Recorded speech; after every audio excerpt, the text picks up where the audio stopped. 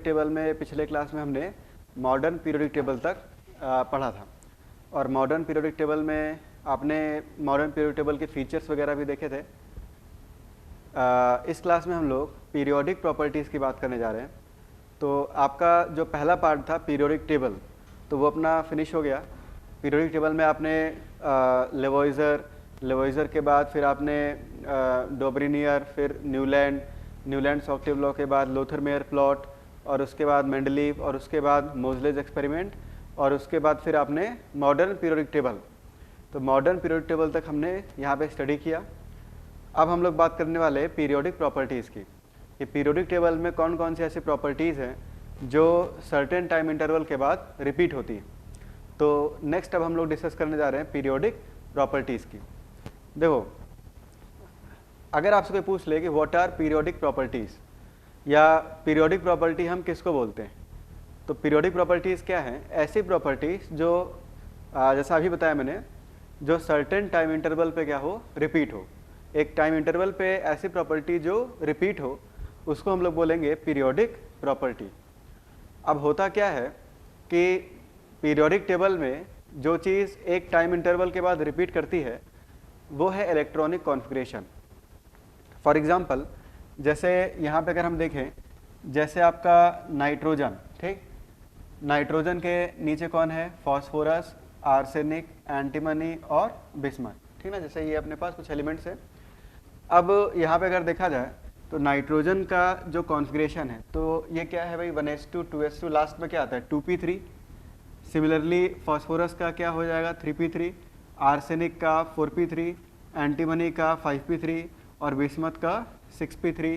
तो इसका जो जनरल इलेक्ट्रॉनिक कॉन्फ़िगरेशन है ये हम लोग क्या लिखते हैं? np3। तो यहाँ से हमें पता चल रहा है कि पीरियोडिक टेबल में, ठीक ना, एक पीरियड के बाद जब नेक्स्ट पीरियड आ रहा है तो जो एलिमेंट अपने पास यहाँ पे मिल रहा है उसका जो इलेक्ट्रॉनिक कॉन्फ़िगरेशन है वो सिमिलर है, ठीक ना। वो क्या है आपका? सिमिलर। जैसे नाइट्रोजन का 2p3 था, फॉस्फोरस का 3p3, आर्सेनिक का 4p3, इन सब का p3 कॉन्फ़िगरेशन। तो पीरियोडिक टेबल में जो चीज़ एक पीरियड के बाद रिपीट हो रही है वो है इलेक्ट्रॉनिक कॉन्फ़िगरेशन। पीरियोडिक प्रॉपर्टी किसको बोलेंगे? ऐसी प्रॉपर्टीज़ जो इलेक्ट्रॉनिक कॉन्फ़िगरेशन से डायरेक्टली रिलेटेड हो, ऐसी प्रॉपर्टीज़ को हम लोग बोलेंगे पीरियोडिक प्रॉपर्टीज़। क्यों? क्योंकि एक पीरियड के बाद जो चीज़ रिपीट हो रही है वो है इलेक्ट्रॉनिक कॉन्फ़िगरेशन, और ऐसी प्रॉपर्टीज़ जो इलेक्ट्रॉनिक कॉन्फ़िगरेशन से डायरेक्टली लिंक्ड है, ऐसी प्रॉपर्टीज़ को हम लोग बोलेंगे पीरियोडिक प्रॉपर्टीज़, क्योंकि वो भी सर्टेन टाइम इंटरवल पर या एक पीरियड के बाद वो भी जो है रिपीट होगी, ठीक है। वही ट्रेंड आपको अगले पीरियड में भी मिलेगा जो ट्रेंड आपको इसके पिछले पीरियड में मिला था। तो यहाँ पे क्वेश्चन ये है कि व्हाट आर पीरियोडिक प्रॉपर्टीज़, ठीक है ना। यहाँ पे अगर कोई क्वेश्चन पूछ ले कि व्हाट आर पीरियोडिक प्रॉपर्टीज़, तो पीरियोडिक प्रॉपर्टीज़ किसको बोलेंगे हम? कि ऐसी प्रॉपर्टीज़, दोज प्रॉपर्टीज़, तो those properties which are directly related to electronic configuration, जो इलेक्ट्रॉनिक कॉन्फ़िगरेशन से डायरेक्टली रिलेटेड हो, ठीक। और एक पीरियड में मूव करने पर, जब हम लेफ़्ट टू राइट एक पीरियड में मूव करें तो एक पीरियड में मूव करने पर या तो ग्रेजुअली इंक्रीज करें या तो ग्रेजुअली डिक्रीज करें। सिमिलरली एक ग्रुप में भी मूव करने पर या तो ग्रेजुअली इंक्रीज करें या तो ग्रेजुअली डिक्रीज करें। तो ऐसी प्रॉपर्टीज़ को हम लोग बोलते हैं पीरियोडिक प्रॉपर्टीज़, ठीक ना। तो इसी में मैं कंटिन्यूएशन में लिख रहा हूँ, and shows a regular gradation. तो रेगुलर ग्रेडेशन, ग्रेडेशन का मतलब क्या होता है? ग्रेडेशन मतलब आइदर इंक्रीजिंग और डिक्रीजिंग, या तो इंक्रीज करें या तो डिक्रीज करें। तो regular gradation across the period or along the group, एक पीरियड में या तो इंक्रीज करे या डिक्रीज करे। सिमिलरली एक ग्रुप में भी या तो इंक्रीज करे या फिर डिक्रीज करे। तो ऐसी प्रॉपर्टीज़ को हम लोग बोलते हैं पीरियोडिक प्रॉपर्टीज़। पीरियोडिक प्रॉपर्टीज़ अपने सिलेबस में 4 है, जिसको हमें स्टडी करना है, एक है आपका एटॉमिक रेडियस, दूसरा है आपका आयोनाइजेशन एनर्जी, तीसरा है अपने पास इलेक्ट्रॉन एफिनिटी, और आखिरी जो है वो है इलेक्ट्रोनेगेटिविटी। तो इलेक्ट्रोनेगेटिविटी, तो ये 4 पीरियोडिक प्रॉपर्टीज़ हैं। कौन कौन सी? Atomic radius, ionization energy, electron affinity और इलेक्ट्रोनेगेटिविटी। इन 4 पीरियोडिक प्रॉपर्टीज़ को हमें डिटेल में स्टडी करना है। अब ये जो 4 पीरियोडिक प्रॉपर्टीज़ हैं, इनको स्टार्ट करने से पहले हमें एक टर्म अच्छे से समझ में आना चाहिए, जिसको हम लोग बोलते हैं इफेक्टिव न्यूक्लियर चार्ज। ठीक, तो इन चारों को स्टडी करने से पहले सबसे पहले हम लोग को स्टडी करना होगा effective nuclear charge. Effective nuclear charge इसलिए क्योंकि ये जो 4 प्रॉपर्टीज़ है ये सीधा ही इफेक्टिव न्यूक्लियर चार्ज पे डिपेंड करती है। इफेक्टिव न्यूक्लियर चार्ज अगर वेरी करेगा तो ये प्रॉपर्टीज़ भी उसी के अकॉर्डिंग वेरी करती हैं, ठीक ना। और सिर्फ ये प्रॉपर्टीज़ नहीं, बहुत सारी केमिकल रिएक्शंस हैं और बहुत सारे कंपाउंड्स का नेचर भी इफेक्टिव न्यूक्लियर चार्ज से वेरी करता है। इसके कारण उनकी प्रॉपर्टीज़ भी वेरी कर जाती है। यानी बहुत सारे कंपाउंड्स का नेचर, उनका केमिकल रिएक्शन और उनकी प्रॉपर्टीज़ इफेक्टिव न्यूक्लियर चार्ज पे डिपेंड करती है। तो इन प्रॉपर्टीज़ को शुरू करने से पहले हम लोग यहाँ पे सबसे पहले पढ़ेंगे what is effective nuclear charge and how to find it. Effective nuclear charge क्या होता है और इसको हम लोग कैसे कैलकुलेट कर सकते हैं, तो इसके बारे में हम लोग बात करेंगे। तो नेक्स्ट टॉपिक है आपका इफेक्टिव न्यूक्लियर चार्ज। तो यहाँ नेक्स्ट हेडिंग हम लोग डालेंगे इफेक्टिव न्यूक्लियर चार्ज, और इसको ध्यान से समझेंगे। इफेक्टिव न्यूक्लियर चार्ज पे ही सारी प्रॉपर्टीज़ डिपेंड करती हैं। कोई भी डाउट होगा टॉपिक से रिलेटेड तो उसको चैट सेक्शन में आप लोग ज़रूर लिखिए, ताकि डाउट को क्लास में ही हम लोग ख़त्म कर सकें। नेक्स्ट जो टॉपिक है आपका ये है effective nuclear charge. Effective nuclear charge जो है इसको Z इफेक्टिव से हम लोग डिनोट करते हैं, या फिर इसको कई बार Z स्टार से भी हम लोग डिनोट करते हैं। ठीक, Z इफेक्टिव और Z स्टार। किसी ने लिखा है प्लीज़ रिपीट, तो देखो इसको मैं फिर से रिपीट कर दे रहा हूँ, पर लेक्चर को थोड़ा ध्यान से सुने और समझे। पीरियोडिक प्रॉपर्टीज़ जो है ऐसी प्रॉपर्टीज़ जो सर्टेन टाइम इंटरवल पर रिपीट हो, ऐसी प्रॉपर्टीज़ को पीरियोडिक प्रॉपर्टीज़ बोलते हैं। और पीरियोडिक टेबल में जो चीज़ रिपीट होता है वो है इलेक्ट्रॉनिक कॉन्फ़िगरेशन, जैसे nitrogen, phosphorus, arsenic, antimony, bismuth. तो जैसे जैसे आप डाउन द ग्रुप आ रहे हो या पीरियड चेंज कर रहे हो, तो एक पीरियड के बाद जो अगले पीरियड का एलिमेंट है उसका इलेक्ट्रॉनिक कॉन्फ़िगरेशन जो है वो सिमिलर हमें मिलता है। जैसे नाइट्रोजन का 2p3, फॉस्फोरस का 3p3, आर्सेनिक का 4p3, तो p3 कॉन्फ़िगरेशन सबका है। तो इसी तरह से पीरियोडिक टेबल में जो चीज़ रिपीट कर रही है सर्टेन टाइम इंटरवल पर वो है इलेक्ट्रॉनिक कॉन्फ़िगरेशन। इस कारण से ऐसे प्रॉपर्टीज़ जो इलेक्ट्रॉनिक कॉन्फ़िगरेशन से रिलेटेड हो, ऐसे प्रॉपर्टीज़ को हम लोग बोलते हैं पीरियोडिक प्रॉपर्टीज़। और पीरियोडिक प्रॉपर्टीज़ जो होती है वो अक्रॉस द पीरियड या अलोंग द ग्रुप या तो इंक्रीजिंग होती है या तो डिक्रीजिंग होती है। दे आर आइदर इंक्रीजिंग और डिक्रीजिंग, इस नेचर का ये आपको मिलता है। 4 पीरियोडिक प्रॉपर्टीज़ हैं और चारों पीरियोडिक प्रॉपर्टीज़ एक प्रॉपर्टी पे डिपेंड करती है जिसको इफेक्टिव न्यूक्लियर चार्ज बोलते हैं। तो यहाँ से हम लोग अपना नया टॉपिक स्टार्ट कर रहे हैं, इफेक्टिव न्यूक्लियर चार्ज। ठीक, चीज़ों को ध्यान से सुनेंगे, ठीक है ना, और कोशिश करेंगे कि एक बार में ही ये हमें समझ में आ जाए। हालांकि मैं इसको बार बार रिपीट खुद से ही करता रहता हूँ, तो इसमें अगर कोई डाउट होगा तो आप लोग ज़रूर पूछिएगा, लेकिन ध्यान से इस चीज़ को समझना है। अब देखो इफेक्टिव न्यूक्लियर चार्ज क्या चीज़ है, what is effective nuclear charge. तो देखो हर एटम के सेंटर पे एक न्यूक्लियस होता है, ठीक है ना। हर एटम के सेंटर पे क्या है, न्यूक्लियस, और न्यूक्लियस के चारों तरफ इस तरह से शेल्स प्रेजेंट होते हैं, ठीक है ना। चारों तरफ क्या होते हैं, शेल्स। शेल्स के अंदर सबशेल्स होते हैं, सबशेल्स के अंदर ऑर्बिटल्स होते हैं, ऑर्बिटल्स के अंदर इलेक्ट्रॉन्स होते हैं।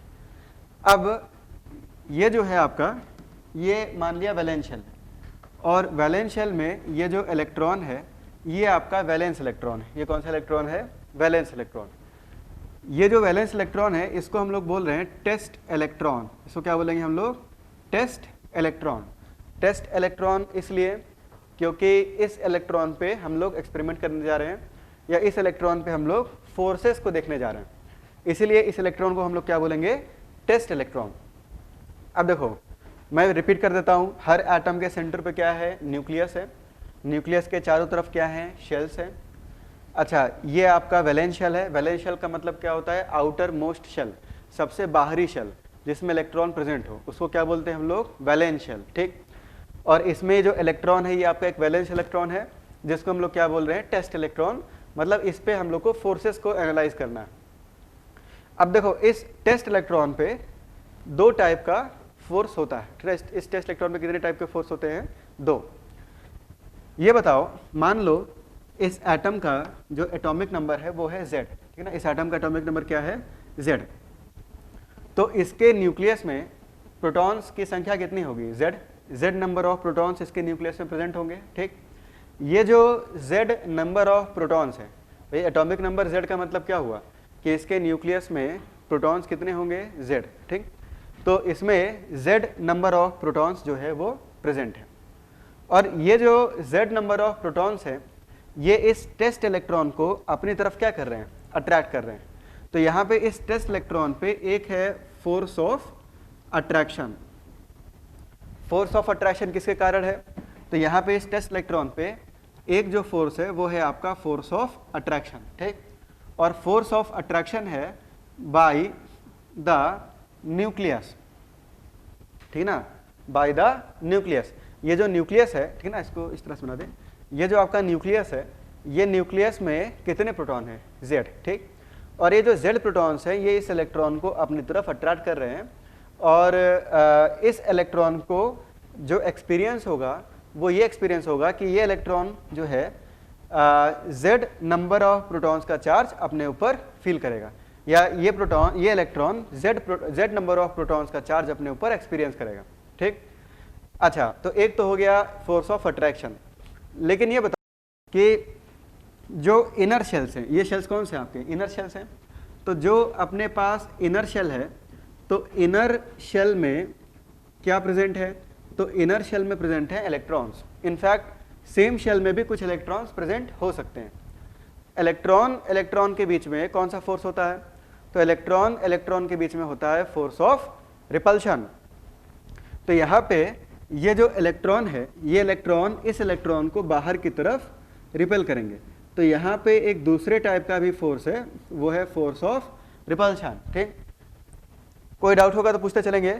तो इस इलेक्ट्रॉन पे एक दूसरे टाइप का भी फोर्स है जिसको हम लोग बोलेंगे force of repulsion. Force of repulsion इस इलेक्ट्रॉन पे किसके कारण आया? तो फोर्स ऑफ रिपल्शन आया है बाय द इलेक्ट्रॉन्स प्रेजेंट, ठीक ना, इन द इनर शेल और इन द सेम शेल। ऐसे इलेक्ट्रॉन जो इनर शेल में है या फिर सेम शेल में है, वो इस टेस्ट इलेक्ट्रॉन को बाहर की तरफ रिपेल करेंगे, या there will be force of repulsion. ठीक।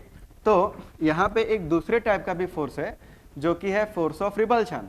तो फोर्स ऑफ रिपल्शन है by the electrons present in the inner shells और इन द सेम शेल। तो सेम शेल, वे इलेक्ट्रॉन्स जो कि इनर शेल में है या फिर सेम शेल में है, वो इस टेस्ट इलेक्ट्रॉन को बाहर की तरफ क्या करेंगे? रिपेल करेंगे। तो इस इलेक्ट्रॉन पे दो टाइप का फोर्स है, एक है फोर्स ऑफ अट्रैक्शन जो कि किसके कारण है? न्यूक्लियस से कारण है, और एक है फोर्स ऑफ रिपल्शन जो किसके कारण है? इलेक्ट्रॉन से कारण है, दूसरे इलेक्ट्रॉन्स के कारण फोर्स ऑफ रिपल्शन भी है। ठीक।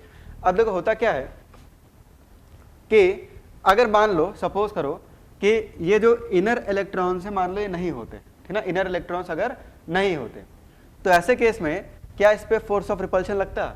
इस पे फोर्स ऑफ रिपल्शन नहीं लगता। ठीक। और ऐसे केस में इस इलेक्ट्रॉन पे सिर्फ और सिर्फ कौन सा फोर्स होता? Force of attraction. तो इस इलेक्ट्रॉन पे सिर्फ एक फोर्स होता और वो होता फोर्स ऑफ अट्रैक्शन। तो देखो इस इलेक्ट्रॉन को तब ये लगता कि न्यूक्लियस में Z प्रोटॉन्स है और Z प्रोटॉन्स इसको अपनी तरफ खींच रहे हैं, ठीक है ना। और इस इलेक्ट्रॉन को कितने प्रोटॉन का चार्ज फील होता, Z। तो इस इलेक्ट्रॉन को Z प्रोटॉन का चार्ज अपने ऊपर फील होता। लेकिन जब इनर इलेक्ट्रॉन्स यहाँ पे प्रेजेंट होंगे तो ऐसे केस में इसके ऊपर एक बाहर की तरफ फोर्स लगेगा जो कि लगेगा फोर्स ऑफ रिपल्शन। तो जो नेट अट्रैक्टिव फोर्स है, इसके ऊपर जो नेट अट्रैक्टिव फोर्स है जिसको मैं लिख रहा हूँ एफ नेट, तो जो नेट अट्रैक्टिव फोर्स है ये हो जाएगा F attraction minus F repulsion, ठीक ना भाई। जो नेट अट्रैक्टिव फोर्स होगा वो F attraction minus F repulsion हो जाएगा। जैसे मैं अगर आपसे इस तरह से पूछूं कि मान लो एक ब्लॉक है, ठीक ना, एक ब्लॉक इस तरह से रखा हुआ है, ठीक, 5 kg का, इस पे 5 न्यूटन का फोर्स इधर लग रहा है और 2 न्यूटन का फोर्स पीछे की तरफ लग रहा है। तो इस पे जो नेट फोर्स लग रहा है वो कितना लग रहा है, क्या 5 + 2 7 न्यूटन का फोर्स लग रहा है क्या, नहीं।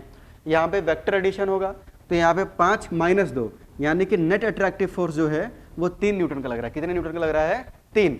भाई ये 2 उधर की तरफ और 5 न्यूटन इधर की तरफ, तो नेट इस पे जो इधर की तरफ फोर्स है वो कितने न्यूटन का है, 3 न्यूटन का है। तो इसको ओवरऑल ये लगेगा कि 3 न्यूटन से कोई इसको इधर की तरफ खींच रहा है, ठीक ना। तो सेम कॉन्सेप्ट के साथ यहाँ पे अगर हम समझें कि ये जो इलेक्ट्रॉन है, इस इलेक्ट्रॉन पे 2 फोर्स है, फोर्स ऑफ अट्रैक्शन और फोर्स ऑफ रिपल्शन। तो फोर्स ऑफ रिपल्शन के कारण जो नेट फोर्स है, ठीक ना, वो हो जाएगा F attraction minus F repulsion. तो इसके ऊपर जो नेट अट्रैक्टिव फोर्स है वो डिक्रीज कर जाएगा।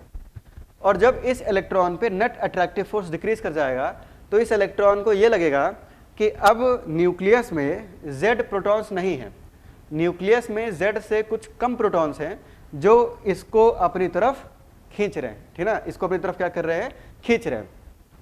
तो होता क्या है कि इलेक्ट्रॉन जितने प्रोटॉन का चार्ज फील करता है अपने ऊपर, उस चार्ज को इफेक्टिव न्यूक्लियर चार्ज हम बोलते हैं, ठीक है। उस चार्ज को हम लोग क्या बोलेंगे, इफेक्टिव न्यूक्लियर चार्ज। तो यहाँ पे मैं लिख रहा हूँ डेफिनेशन क्या है कि the net charge of nucleus experienced by the test electron is known as effective nuclear charge। तो effective nuclear charge, इसको मैं एक बार फिर से रिपीट कर दे रहा हूँ, समझ ले ध्यान से कि देखो इस इलेक्ट्रॉन को ये जो प्रोटॉन्स है अपनी तरफ अट्रैक्ट कर रहे हैं तो इस पर एक फोर्स ऑफ अट्रैक्शन है। दूसरा, ये जो इनर इलेक्ट्रॉन्स हैं इसको बाहर की तरफ रिपेल कर रहे हैं तो इसके ऊपर एक फोर्स ऑफ रिपल्शन भी है। तो इस टेस्ट इलेक्ट्रॉन पे दो तरह का फोर्स है, एक है फोर्स ऑफ अट्रैक्शन, दूसरा फोर्स ऑफ रिपल्शन। अब यहाँ पे अगर ध्यान समझें, अगर ये इनर इलेक्ट्रॉन्स यहाँ पे नहीं होते, ठीक ना, ये इनर इलेक्ट्रॉन्स यहाँ पे नहीं होते तो इस इलेक्ट्रॉन पे सिर्फ और सिर्फ कौन सा फोर्स होता, फोर्स ऑफ अट्रैक्शन होता। तो अगर इनर इलेक्ट्रॉन इसको बाहर की तरफ रिपेल नहीं करते तो इस पर सिर्फ फोर्स ऑफ अट्रैक्शन होता और इस इलेक्ट्रॉन को ये लगता कि न्यूक्लियस में Z प्रोटॉन्स हैं और Z प्रोटॉन्स इसको अपनी तरफ खींच रहे हैं, बाकी और कोई फोर्स इसके ऊपर नहीं लग रहा है। लेकिन क्योंकि ये जो इनर इलेक्ट्रॉन्स हैं इस इलेक्ट्रॉन को बाहर की तरफ रिपेल कर रहे हैं, इस कारण से जो नेट अट्रैक्टिव फोर्स है अंदर की तरफ, तो नेट अट्रैक्टिव फोर्स जो है वो क्या होगा, कम हो जाएगा और इस इलेक्ट्रॉन पे अंदर की तरफ जो अट्रैक्टिव फोर्स है वो रिड्यूस हो जाएगा। तो क्योंकि इस इलेक्ट्रॉन पे जो नेट फोर्स है, नेट अट्रैक्टिव फोर्स है वो घट गया, तो इस कारण से इस इलेक्ट्रॉन को ये लगेगा कि Z से कुछ कम प्रोटॉन्स हैं जो इसको अंदर की तरफ खींच रहे हैं, ठीक। तो ऐसे केस में ये इलेक्ट्रॉन जितने प्रोटॉन्स का चार्ज फील करेगा उस चार्ज को बोलेंगे इफेक्टिव न्यूक्लियर चार्ज। अब इसको मैथमेटिकली कैसे समझेंगे, तो देखो मैथमेटिकली अगर इसको समझा जाए, मैथमेटिकली जो आपका Z इफेक्टिव है, ठीक ना, Z इफेक्टिव, ठीक। तो देखो Z इफेक्टिव इक्वल टू, अगर ये इनर इलेक्ट्रॉन्स नहीं होते, ठीक ना, ये इनर इलेक्ट्रॉन्स यहाँ पे नहीं होते, तो ऐसे केस में इस इलेक्ट्रॉन को ये Z प्रोटॉन अपनी तरफ खींच रहे होते और इस इलेक्ट्रॉन को कितने प्रोटॉन का चार्ज फील होता, Z। यानी कि Z इफेक्टिव की वैल्यू कितनी आती, Z आती। कब आती, जब इनर इलेक्ट्रॉन्स नहीं होते। लेकिन जब इनर इलेक्ट्रॉन्स यहाँ पे प्रेजेंट होंगे, तो इनर इलेक्ट्रॉन जब यहाँ पे प्रेजेंट होंगे तो इस इलेक्ट्रॉन को बाहर की तरफ रिपेल करेंगे, तो ऐसे केस में अंदर की तरफ फोर्स ऑफ अट्रैक्शन क्या होगा, घट जाएगा। तो इस इलेक्ट्रॉन पे नेट फोर्स ऑफ अट्रैक्शन क्या होगा, घट जाएगा। तो इस इलेक्ट्रॉन को ये लगेगा कि Z से कुछ कम प्रोटॉन्स हैं जो इसको अपनी तरफ खींच रहे हैं, तो Z में से कुछ वैल्यू क्या करनी पड़ेगी, सबट्रैक्ट करनी पड़ेगी। तो यहाँ पे जो Z इफेक्टिव होगा वो Z माइनस क्या हो जाएगा, सिग्मा। एक सिग्मा जो वैल्यू है इसमें से हम क्या करते हैं, सबट्रैक्ट करते हैं, ठीक। और Z इफेक्टिव का यहाँ से अपने को एक फॉर्मूला मिल जाता है, Z इफेक्टिव मतलब कि जो इस इलेक्ट्रॉन पे Z इफेक्टिव है, यानी कि Z इफेक्टिव मतलब कि कितने प्रोटॉन का चार्ज फील कर रहा है, तो Z इफेक्टिव जो है वो हो जाएगा Z माइनस सिग्मा, ठीक। Z क्या चीज़ है, Z है एटॉमिक नंबर। Z इफेक्टिव बराबर Z कब होता, जब इनर इलेक्ट्रॉन्स नहीं होते, लेकिन इनर इलेक्ट्रॉन जो है इस इलेक्ट्रॉन को बाहर की तरफ पुश कर रहे हैं, तो इस कारण से Z से कुछ कम प्रोटॉन्स होंगे जिनका चार्ज वहाँ तक पहुँच रहा होगा, या फिर इस इलेक्ट्रॉन को ये लगेगा कि Z से कुछ कम प्रोटॉन इसको अपनी तरफ खींच रहे हैं, तो Z में से कुछ वैल्यू को हमें सबट्रैक्ट करना पड़ेगा। और हम यहाँ पे Z में से सिग्मा वैल्यू को सबट्रैक्ट करते हैं। यहाँ पे जो सिग्मा है, सिग्मा को बोलते हैं शील्डिंग कांस्टेंट। क्या बोलते हैं हम, शील्डिंग कांस्टेंट, या फिर इसका एक और नाम है, इसको स्लेटर्स कांस्टेंट भी बोलते हैं, या फिर इसका एक और नाम है, इसको स्क्रीनिंग कांस्टेंट। क्या बोलते हैं इसको, स्क्रीनिंग कांस्टेंट, ठीक ना। ये सब इसके नाम है, इसके नाम फिर से समझ लें। इसका एक नाम है आपका शील्डिंग कांस्टेंट, स्लेटर्स कांस्टेंट, और एक नाम क्या है इसका, स्क्रीनिंग कांस्टेंट, सिग्मा का। तो ये सब इसके नाम है। आगे बढ़ते हैं। अब देखो इसमें नेक्स्ट पॉइंट क्या है कि हमें अब Z इफेक्टिव कैलकुलेट करना है।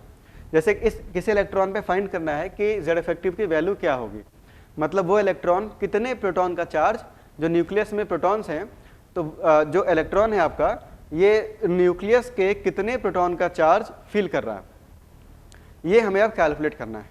तो Z इफेक्टिव का एक फॉर्मूला आपके सामने यहाँ मैंने लिख दिया, Z effective equal to Z minus sigma, ठीक। अब Z तो हो गया एटॉमिक नंबर, ये तो आपको पता ही है। सिग्मा जो है इसको कैलकुलेट किया जाता है, और सिग्मा को कैलकुलेट करने के लिए यहाँ पे कुछ रूल्स दिए गए हैं जिसको हम लोग बोलते हैं स्लेटर्स रूल। क्या बोलते हैं इसको हम लोग, स्लेटर्स रूल। तो यहाँ पे मैं स्लेटर्स रूल आपको लिखवाने जा रहा हूँ, और इस रूल के हेल्प से हम लोग किसी भी इलेक्ट्रॉन पे Z इफेक्टिव को कैलकुलेट कर सकते हैं। तो नेक्स्ट अब हम लोग यहाँ पे देखने जा रहे हैं स्लेटर्स रूल। यहाँ तक अगर कोई डाउट होगा तो आप लोग पूछ सकते हो, नहीं तो अब आगे बढ़ते हैं। इसको मिटा रहा हूँ मैं।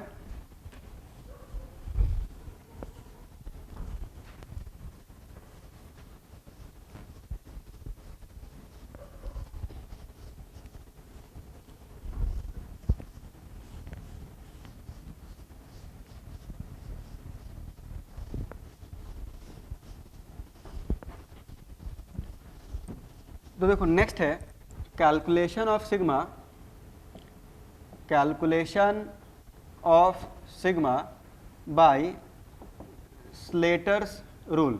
तो देखो पहले तो ये रूल मैं आपको लिखवा देता हूँ, और उसके बाद कुछ एग्जाम्पल लेके इस रूल को हम लोग समझेंगे भी कि इस रूल से जो Z इफेक्टिव निकला वो हमें प्रैक्टिकली क्या बताना चाह रहा है, ठीक ना। तो पहले इस रूल को समझ लें, या इस रूल में क्या बताया गया है। तो देखो इस रूल में दो केसेस हैं, ठीक है। कितने केसेस हैं, दो। केस वन है, केस वन जब आपका टेस्ट इलेक्ट्रॉन s या p ऑर्बिटल में प्रेजेंट है। तो when test electron is present in s और p ऑर्बिटल, ठीक ना। टेस्ट इलेक्ट्रॉन जो है वो या तो s ऑर्बिटल में है या तो p ऑर्बिटल में, ठीक। तो देखो रूल नंबर वन जो है, फर्स्ट रूल जो है, रूल नंबर वन या स्टेप वन जो है वो ये है, राइट द इलेक्ट्रॉनिक कॉन्फ़िगरेशन। सबसे पहले आपको उस एटम का इलेक्ट्रॉनिक कॉन्फ़िगरेशन लिखना है। यहाँ पे क्वेश्चन किसी ने पूछा है, सर Z इफेक्टिव किसी भी इलेक्ट्रॉन के लिए है n की, या फिर कोई स्पेसिफिक इलेक्ट्रॉन के लिए। तो Z इफेक्टिव किसी भी इलेक्ट्रॉन पे आप निकाल सकते हो, ठीक ना, स्पेसिफिक नहीं। वैसे Z इफेक्टिव जो है स्लेटर्स रूल से जो हम लोग फाइंड करते हैं वो वैलेंस इलेक्ट्रॉन के लिए फाइंड करते हैं। इसका जो रूल है ये वैलिड किसके लिए है, सिर्फ वैलेंस इलेक्ट्रॉन के लिए, ठीक। लेकिन थोड़ा सा अप्रॉक्सीमेशन लगा के हम ये Z इफेक्टिव किसी भी इलेक्ट्रॉन पे हम लोग फाइंड कर सकते हैं, ठीक है। तो Z इफेक्टिव किसी भी इलेक्ट्रॉन के लिए हो सकता है। बेसिकली Z इफेक्टिव होता क्या है कि इलेक्ट्रॉन जो है वो न्यूक्लियस के कितने प्रोटॉन्स का चार्ज अपने ऊपर फील कर रहा है, ठीक ना। तो उस चार्ज को हम लोग बोलते हैं इफेक्टिव न्यूक्लियर चार्ज। जैसे मान लो न्यूक्लियस में 10 प्रोटॉन है, तो जरूरी नहीं है कि जो वैलेंस इलेक्ट्रॉन है वो 10 प्रोटॉन का चार्ज फील कर रहा हो, ठीक ना, क्योंकि उस पर जो नेट अट्रैक्टिव फोर्स है वो 10 प्रोटॉन का नहीं होगा, वो 10 प्रोटॉन से कुछ कम का हो जाएगा। तो उस इलेक्ट्रॉन को ये लगेगा कि 10 से कुछ कम प्रोटॉन है जो उसको अपनी तरफ खींच रहे हैं, ठीक ना। जैसे मान लो उसके ऊपर नेट फोर्स आधा हो गया, 5, जैसे मान लो एक प्रोटॉन 1 न्यूटन का फोर्स लगाता है, तो 10 प्रोटॉन कितने न्यूटन का फोर्स लगाएंगे, 10 न्यूटन का फोर्स लगाएंगे उस वैलेंस इलेक्ट्रॉन पे। अब मान लो कि उस पर जो नेट अट्रैक्टिव फोर्स है वो 5 ही न्यूटन का है, तो इलेक्ट्रॉन को तो यही लगेगा ना कि न्यूक्लियस में सिर्फ 5 ही प्रोटॉन है, ठीक है, 10 प्रोटॉन तो उसको लगेगा ही नहीं। तो कोई भी इलेक्ट्रॉन जितने प्रोटॉन्स का चार्ज अपने ऊपर फील करता है उस चार्ज को बोलते हैं इफेक्टिव न्यूक्लियर चार्ज, और ये किसी भी इलेक्ट्रॉन के लिए हम निकाल सकते हैं एटम के अंदर। आगे बढ़ते हैं। तो इसमें देखो सबसे पहला जो स्टेप है वो ये है, पहले स्टेप समझ ले, फिर मैं अभी एग्जांपल दूंगा तो इससे चीजें और क्लियर हो जाएंगी, ठीक है। तो रूल नंबर 1 है राइट द इलेक्ट्रॉनिक कॉन्फ़िगरेशन। सबसे पहले आपको इलेक्ट्रॉनिक कॉन्फ़िगरेशन लिखना है and arrange them distance wise. तो अरेंज देम डिस्टेंस वाइज, इसका कहने का मतलब क्या है, देखो एक एग्जांपल भी साथ साथ लेते चले, एक क्वेश्चन भी मैं साथ साथ लेते चल रहा हूं जिससे चीज़ें और क्लियर होंगी। क्वेश्चन ये है, क्वेश्चन है find Z effective on 4s electron, ठीक ना, find Z effective on 4s electron present in iron. तो आपसे पूछा गया है कि आयरन जो है Fe का जो 4s इलेक्ट्रॉन है, 4s सबशेल में जो इलेक्ट्रॉन प्रेजेंट है उस इलेक्ट्रॉन पे आपको Z इफेक्टिव निकालना है। तो यहाँ पे पहला रूल आपको मैंने क्या लिखा है, right the electronic configuration and arrange them distance wise. तो इसमें आपको क्या करना है कि जो आयरन है Fe, तो Fe का आपको इलेक्ट्रॉनिक कॉन्फ़िगरेशन लिखना है। तो ये बताओ Fe का एटॉमिक नंबर है 26, इसका इलेक्ट्रॉनिक कॉन्फ़िगरेशन क्या होगा भाई, तो सभी को लिखना है यहाँ पे अपने से। एक साथ में कॉपी पेंसिल पेन आपके पास होना चाहिए, और जो यहाँ पे हम लोग कर रहे हैं उसको साथ साथ आपको लिखते भी रहना चाहिए। तो यहाँ पे आयरन का इलेक्ट्रॉनिक कॉन्फ़िगरेशन क्या होगा, तो फटाफट लिखना है इसको। तो फटाफट लिखेंगे इसको, ये हो जाएगा 1s2 2s2 2p6 3s2 3p6 4s2 3d6। तो 4s2 3d6 ये हो जाएगा इसका इलेक्ट्रॉनिक कॉन्फ़िगरेशन। अब ये बताओ कि जब ये इलेक्ट्रॉनिक कॉन्फ़िगरेशन आपने लिखा तो ऑर्बिटल्स को डिस्टेंस वाइज अरेंज किया है या फिर ऑर्बिटल्स को एनर्जी वाइज अरेंज किया है। तो यहाँ पे ऑर्बिटल्स को एनर्जी के सीक्वेंस में अरेंज किया गया है, जिसकी एनर्जी कम है उसको पहले लिखा है, जिसकी एनर्जी ज़्यादा है उसको बाद में लिखा है, ठीक ना। तो ऑर्बिटल्स को यहाँ पे एनर्जी के अकॉर्डिंग अरेंज किया गया है n+l रूल से या अहूबा प्रिंसिपल से। अब हमें क्या करना है, यहाँ पे जो लिखा हुआ है and arrange them distance wise, distance wise उसको अरेंज करना है। डिस्टेंस वाइज मतलब कि सबसे पहले फर्स्ट शेल, उसके बाद सेकंड शेल लिखना है, उसके बाद थर्ड शेल, उसके बाद fourth shell and so on, ठीक। तो इस तरह से डिस्टेंस वाइज उनको हमें अरेंज करना है। तो यहाँ पे जब डिस्टेंस वाइज इसको अरेंज करोगे तो डिस्टेंस वाइज का मतलब क्या हुआ कि देखो सबसे पहले आपको फर्स्ट शेल लिखना है, फर्स्ट शेल यहाँ लिख दिया, उसके बाद आपको सेकंड शेल जैसे 2s2 2p6 सेकंड शेल को एक साथ लिखना है, उसके बाद थर्ड शेल तो 3s2 3p6 3d6। देखो फर्स्ट शेल को एक साथ लिख दिया, सेकंड शेल को एक साथ लिख दिया, थर्ड शेल को एक साथ लिख लिया, तो थर्ड पूरा एक साथ, और उसके बाद फोर्थ शेल 4s2, तो फोर्थ शेल को एक साथ लिख दिया। तो इस तरह से हमें लिखना है, मतलब कि यूँ समझो आप सबसे पहले फर्स्ट शेल लिखना है, उसके बाद सेकंड शेल लिखना है, उसके बाद थर्ड शेल, पूरा थर्ड शेल लिखना है, पहले 3s फिर 3p फिर 3d, और उसके बाद फोर्थ शेल लिखना है। इस सीक्वेंस में आपको ऑर्बिटल्स को अरेंज करना है। फिर आपको क्या करना है, यहाँ पे रूल नंबर जो 2 है वो है कि ग्रुपिंग करना है, ग्रुपिंग इज डन, ठीक। तो rule number 2, grouping is done, grouping is done with all orbitals subshells, तो all subshells in individual brackets but S and P in same brackets. इसका क्या मतलब हुआ कि आपको ग्रुपिंग करना है। ग्रुपिंग करने का मतलब ये हुआ कि सभी सबशेल्स को एक एक इंडिविजुअल ब्रैकेट हमें देना है। जैसे यहाँ पे हमें दिख रहा है, ठीक ना, यहाँ पे इसको मैं मिटा रहा हूँ, हमें दिख रहा है कि यहाँ पे 1s2, तो सबको एक एक ब्रैकेट में आपको रखना है, ठीक ना, एक एक किसमें रखना है, ब्रैकेट में। लेकिन जहाँ पे s और p एक साथ है उनको एक साथ रखना है। जैसे मुझे दिख रहा है कि यहाँ s और p एक साथ है, तो s और p को एक सेपरेट ब्रैकेट में रखना है। यहाँ भी मुझे दिख रहा है s और p है, तो s और p को एक ब्रैकेट में रखना है। इसके अलावा बाकी सबको अलग अलग ब्रैकेट में रखना है। जैसे यहाँ 3D को अलग ब्रैकेट में, 4s को अलग ब्रैकेट में, तो सबको एक एक ब्रैकेट में रखना है। लेकिन जहाँ s और p है उनको एक साथ रखना है एक ब्रैकेट के अंदर, ठीक ना। इसको बोलते हैं ग्रुपिंग। ग्रुपिंग किया जाएगा, ठीक। ग्रुपिंग करने के बाद रूल नंबर 3 ये है, रूल नंबर 3 है कि फॉर द इलेक्ट्रॉन्स, तो for the electrons present at the right side of the bracket, तो right side of the bracket contribution in sigma will be 0, ठीक। सिग्मा में जो कंट्रीब्यूशन होगा वो 0 होगा। सिग्मा जो है इसका मैंने एक नाम बताया शील्डिंग। एक नाम क्या बताया मैंने, शील्डिंग। ये नाम कहाँ से आया है, इसको मैं थोड़ा सा पहले एक चीज़ और समझा दूँ आपको कि यहाँ पे जैसे ये न्यूक्लियस था, ये आपका इस तरह से टेस्ट इलेक्ट्रॉन था, इस पे 2 टाइप का फोर्स था। एक था force of attraction. Force of attraction किसके कारण था, न्यूक्लियस के कारण था, यानी कि जो z नंबर ऑफ प्रोटॉन्स हैं ये इसको अपनी तरफ खींच रहे हैं, तो एक था फोर्स ऑफ अट्रैक्शन। इसके अलावा जो इनर इलेक्ट्रॉन्स थे, तो ये जो आपके इनर इलेक्ट्रॉन्स हैं, तो इनर इलेक्ट्रॉन्स इस इलेक्ट्रॉन को बाहर की तरफ क्या कर रहे हैं, तो यहाँ पे बाहर की तरफ रिपेल कर रहे हैं, तो इस पर एक दूसरा फोर्स है जो कि है फोर्स ऑफ रिपल्शन। तो फोर्स ऑफ रिपल्शन के कारण जो नेट फोर्स है वो घट गया था। तो इसको, इस इलेक्ट्रॉन को ये लगा था कि Z से कुछ कम प्रोटॉन्स हैं जो इसको अपनी तरफ अट्रैक्ट कर रहे हैं। तो इसको इस तरह से भी देख सकते हो आप कि ये जो इनर इलेक्ट्रॉन्स है ये शील्ड का काम कर रहे हैं। किसका काम कर रहे हैं, शील्ड समझते हो आप लोग, जैसे एक पर्दा, स्क्रीन का काम कर रहे हैं। यहाँ पे ये जो इलेक्ट्रॉन्स हैं ये इन Z प्रोटॉन्स का चार्ज उस इलेक्ट्रॉन तक पहुँचने से रोक रहे हैं, एक पर्दे का काम कर रहे हैं, स्क्रीन का काम कर रहे हैं।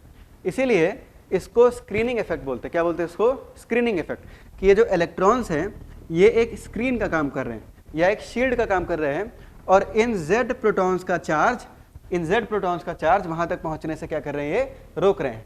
कुछ ही प्रोटॉन का चार्ज वहाँ तक पहुँच रहा है, बाकी प्रोटॉन का चार्ज वहाँ तक नहीं पहुँच रहा है। तो जो सिग्मा की वैल्यू होती है वो शील्डिंग इफेक्ट के बारे में बताती है। सिग्मा की वैल्यू जितनी ज़्यादा होगी, ये जो इनर इलेक्ट्रॉन्स है उतना इफेक्टिवली न्यूक्लियस को शील्ड करेंगे, और सिग्मा की वैल्यू जितनी कम होगी, ये जो इनर इलेक्ट्रॉन्स हैं वो उतना ही लेस इफेक्टिवली न्यूक्लियस को शील्ड करेंगे, ठीक। भाई Z इफेक्टिव जो था, तो Z इफेक्टिव इक्वल टू क्या था, Z माइनस सिग्मा, ये था अपने पास, ठीक। तो सिग्मा की वैल्यू अगर बढ़ेगी, तो सिग्मा की वैल्यू बढ़ने का मतलब ये हुआ, सिग्मा जो है स्क्रीनिंग इफेक्ट के बारे में बताता है या शील्डिंग इफेक्ट के बारे में बताता है। तो सिग्मा की वैल्यू अगर ज़्यादा होगी, इसका मतलब ये हुआ कि ये जो इनर इलेक्ट्रॉन्स हैं ये न्यूक्लियस को इफेक्टिवली शील्ड कर रहे हैं। तो जब ये न्यूक्लियस को इफेक्टिवली शील्ड करेंगे तो न्यूक्लियस के प्रोटॉन्स का चार्ज वहाँ तक नहीं पहुँच पाएगा, और जो Z इफेक्टिव की वैल्यू है वो घट जाएगी, ठीक। और अगर सिग्मा की वैल्यू घटेगी, तो सिग्मा की वैल्यू घटने का मतलब ये हुआ कि इनर इलेक्ट्रॉन्स जो है वो इस इलेक्ट्रॉन को प्रॉपरली शील्ड नहीं कर पा रहे हैं, या फोर्स ऑफ रिपल्शन कम लगा रहे हैं, या फिर इसको ये बोलें कि इन प्रोटॉन का चार्ज वहाँ तक पहुँच जा रहा है, इफेक्टिवली पहुँच रहा है, और जो Z इफेक्टिव की वैल्यू है वो आपको ज़्यादा मिलेगी। यानी सिग्मा अगर घटेगा तो Z इफेक्टिव बढ़ेगा, सिग्मा बढ़ेगा तो Z इफेक्टिव घटेगा। तो ये चीज़ भी हमें समझ में आनी चाहिए। अब देखो, इसको मैं मिटा रहा हूँ। अब जो स्लेटर्स रूल होता है, स्लेटर्स रूल जो है ये वैलेंस इलेक्ट्रॉन के लिए ही डिफाइंड है। किसके लिए डिफाइंड है, वैलेंस इलेक्ट्रॉन के लिए। अगर मैं बोलूँ कि सपोज दैट कि यहाँ पे जो 6 इलेक्ट्रॉन्स हैं, ठीक है ना, किसी ने कमेंट किया है कि इसको फिर से समझा दे, समझ में नहीं आया। तो भाई देखो ये सिंपल सा है, इसमें मैं फिर से इसको रिपीट कर दे रहा हूँ, लेकिन इस पर ध्यान से समझेंगे। ये जो इलेक्ट्रॉन है इलेक्ट्रॉन के अंदर इस तरह से बहुत सारे इलेक्ट्रॉन्स हैं, ठीक ना, और यहाँ Z प्रोटॉन्स है। अब इस पे एक फोर्स था, फोर्स ऑफ अट्रैक्शन, और दूसरा फोर्स था फोर्स ऑफ रिपल्शन। तो यहाँ पे एक फोर्स है, फोर्स ऑफ रिपल्शन।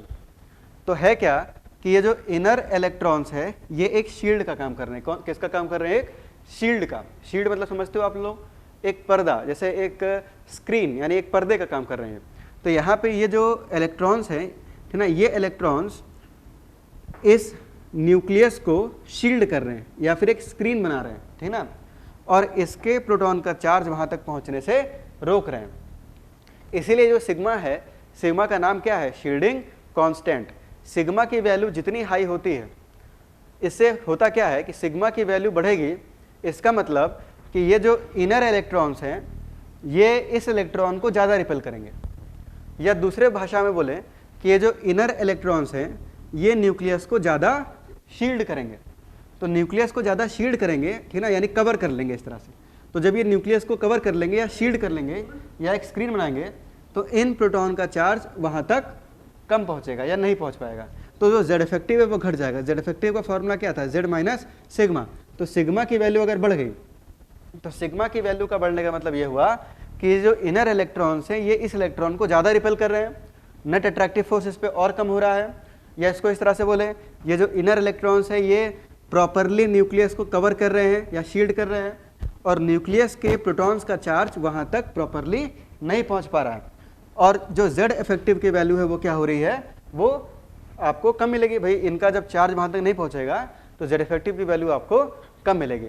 तो अब इसको आपको इस तरह से समझना है कि अगर सिग्मा की वैल्यू बढ़ेगी तो सिग्मा की वैल्यू बढ़ने का मतलब ये हुआ कि जो इनर इलेक्ट्रॉन्स हैं वो न्यूक्लियस को ज़्यादा शील्ड कर रहे हैं या टेस्ट इलेक्ट्रॉन पे ज़्यादा रिपल्सिव फोर्स लगा रहे हैं, जिस कारण से जो टेस्ट इलेक्ट्रॉन है वो न्यूक्लियस के कम प्रोटॉन्स का चार्ज अपने ऊपर फील करेगा, या जेड इफेक्टिव की वैल्यू आपको कम मिलेगी।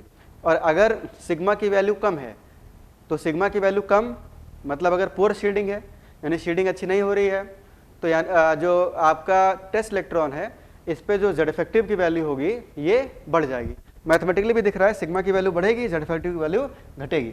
और या फिर उल्टा बोले, सिग्मा की वैल्यू घटेगी तो जेड इफेक्टिव की वैल्यू बढ़ेगी। वापस अपने टॉपिक पे आते हैं। जो स्लेटर्स रूल था वो ये था कि अगर सिग्मा की वैल्यू देखें हम, तो मान लो आपका सपोज दैट कि ये जो 2p6 है, ठीक ना, इसमें जो इलेक्ट्रॉन है, इस इलेक्ट्रॉन पे सपोज हमें जेड इफेक्टिव को फाइंड करना है, ठीक।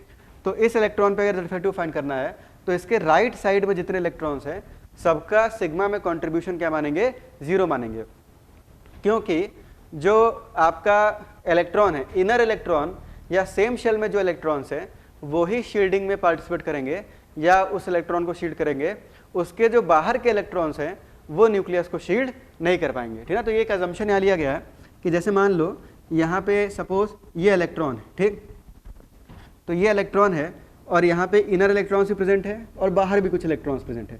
सपोज करो कि इस इलेक्ट्रॉन पे आपको जेड इफेक्टिव को निकालना है, ठीक ना, इस वाले इलेक्ट्रॉन पे। तो स्लेटर्स रूल में ये साफ साफ बोला गया है कि इसके जो बाहर वाले इलेक्ट्रॉन्स हैं ये इस इलेक्ट्रॉन को शील्ड नहीं करेंगे। इस इलेक्ट्रॉन को शील्ड कौन करेगा? सिर्फ अंदर वाले इलेक्ट्रॉन्स, ठीक ना, ये वाले इलेक्ट्रॉन्स। ये वाले इलेक्ट्रॉन्स जो है वो शील्ड का काम नहीं करेंगे, सिर्फ जो अंदर वाले इलेक्ट्रॉन्स है वो ही न्यूक्लियस को शील्ड करेंगे और इस तक जो जेड इफेक्टिव है वो नहीं पहुंचेगा। तो रूल यहाँ से ये बनता है कि for the electrons present at the right side of the bracket contribution in sigma is 0। यानी कि अगर मैं बोलूँ कि ये जो 3p6 है इसमें 6 इलेक्ट्रॉन है, इनमें से किसी एक इलेक्ट्रॉन पे अगर हमें जेड इफेक्टिव निकालना है ना, p6 में 6 इलेक्ट्रॉन है, इसमें किसी एक इलेक्ट्रॉन पे जेड इफेक्टिव हमें निकालना है, तो इसके राइट साइड में जितने इलेक्ट्रॉन्स हैं इनका सिग्मा में कंट्रीब्यूशन क्या होगा? 0 होगा। अच्छा, इसके बाद मैं पहले रूल लिख देता हूँ, फिर वहाँ कैलकुलेट करके आपको समझाऊंगा कि ये कहना क्या चाह रहा है इससे, ठीक है। तो यहाँ पे इसको मैं मिटा रहा हूँ। तो रूल नंबर जो 3 के बाद रूल नंबर जो 4 है, रूल नंबर 4, तो रूल नंबर 4 ये है कि फॉर द इलेक्ट्रॉन प्रेजेंट, ठीक ना, in the same shell, in the same shell except test electron, तो except test electron contribution in sigma is 0.35 each, ठीक। और 2 रूल और है, उसको भी मैं लिख देता हूँ, फिर एक साथ समझाऊंगा। रूल नंबर 5 ये है, for the electron present in the penultimate shell, penultimate shell, penultimate shell मतलब n-1 शेल, ठीक है, मतलब कि सेकेंड लास्ट शेल, ठीक है। तो penultimate shell, the contribution of electron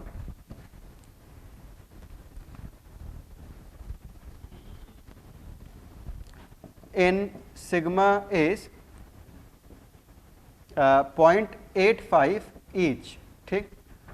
और रूल नंबर 6 ये है आपका, रूल नंबर 6 कि फॉर द इलेक्ट्रॉन